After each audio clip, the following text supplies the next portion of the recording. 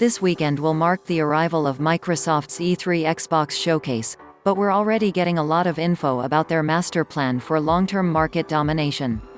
And it's something that I simply don't think any of its competitors have the ability to match.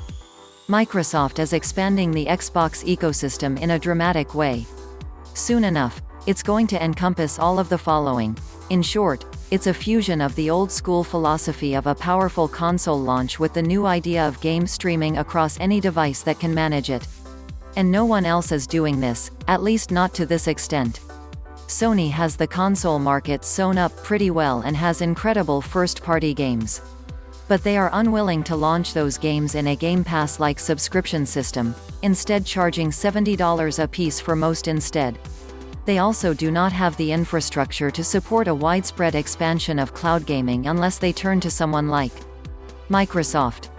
Google has the floundering Stadia, which does not have any base hardware, but nor does it have any meaningful exclusive games now that it shut down its first-party studios.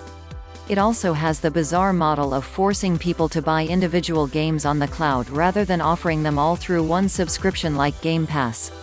Amazon has not technically launched Luna, its game streaming service, yet, but again, there's no hardware, and while it has not dismantled its first-party development studios, it has massively struggled to produce anything substantial and has cancelled a ton of high-profile projects. Nintendo isn't even trying to compete in this space, just like they haven't been trying to have the most powerful console in years. They're doing fine on their own, but they're not competing directly with Microsoft for the most part at this point. Microsoft is poised for something rather massive with all this.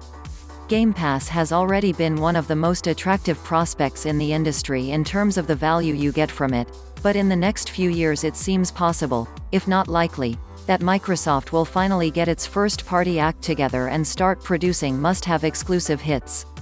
And unlike Sony, those will not be sold for $70 per release. They will be on Game Pass on day one, able to be played on a physical Xbox, on PC or streamed in the cloud. No one else has all the stars aligning like this. Amazon and Google are trying to get into the streaming game without a hardware ecosystem as an alternative and no exclusive first-party games to speak of, so it's just Game Pass with less stuff. Sony may be crushing it with the PS5, but if someday they realize that they do need to lean more into what Xbox is doing, they are going to be years behind. I believe in the vision of what Xbox is doing here as the most realistic, logical interpretation of where the industry is heading. Consoles are not dying, but the idea that you can buy a game and have multiple options where and how to play it is the future.